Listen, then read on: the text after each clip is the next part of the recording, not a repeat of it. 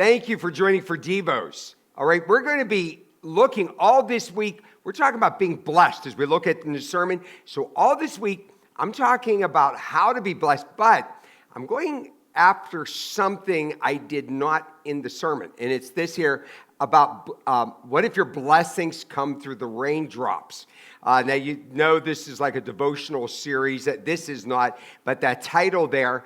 And it's all about how to be blessed through like the troubles, the problems of this life. So God blesses the humble. Now, when we talk about being humble, there's a reason why you're humble, right? Okay, so people aren't just naturally humble. Something happens to them. Maybe they go through a tragedy. Maybe they have an illness. Maybe they have a disability of some sort. Or maybe a great heartbreak that like knocked all the pride right out of them. And so, but God through humility will bless you. He will really bless. Now, in Matthew chapter 15, we have this woman. She comes to Jesus, and she's begging him to come and heal her daughter. Now, she is not a Jew. And Jesus said, well, why would I give the blessings to the Jews? I mean, this is really, he calls them dogs. Why would I give this to a dog? I mean, not to a Jew, but to dogs, because she's not a Jew. And they really look down on these people. In Matthew chapter 15, verse 27, she answered, yes, Lord, yet even the dogs eat the crumbs that fall from their master's table. I like that. Okay, if you want to be blessed, then be humble.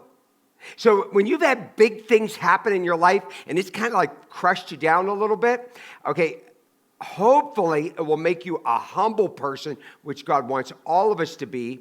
But get out of the mindset that you deserve this or you deserve that.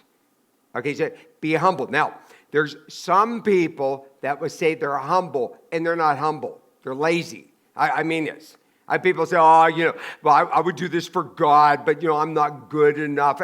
Get out of here. Let's be upfront. Okay, so you may not do that, but you're not doing anything. Okay, so, lazy people, they have their own exercise that they do. They're called diddly squats. Okay, so don't use your laziness and call it humility. No. But truly be humble before God, and watch the blessings that come to humble people, real humble people. Look at James 4:6. God opposes the proud, but gives grace to the humble.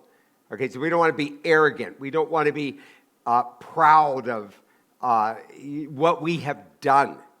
Only proud of what God has done, because he gives grace. You want to be blessed? Grace here. He's talking about blessings come from God to humble people. Look down here, 1 Peter 5:5. Clothe yourselves, all of you, with humility towards one another. For God opposes the proud, but gives his grace to the humble. Now, and I don't want to relate this to clothing, but, when you see somebody that dresses in such a way as, there's, some ladies trying to be sexy or, something like that, that's not real humble. They try to come across real humble. That's not humble. I mean this. So I talk about clothing. Everything you do, that you're letting people know that, you're not some hot shot. Okay, when you come to God, stop going, well, I don't know why God doesn't do this for me, doesn't do that for me. If you have that attitude, he's not doing nothing for you. Did you hear that? Humble people don't think that way. Humble people are thankful people. Humble people are thankful people. Very, very thankful. Humble people are not depressed. Why? Because humble people are positive. Depressed people are pretty self-centered people.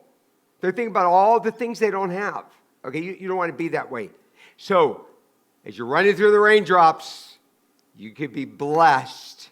So, if something's happened and it has humbled you, well, that's a good place to be, because God's grace and his blessings come to the humble.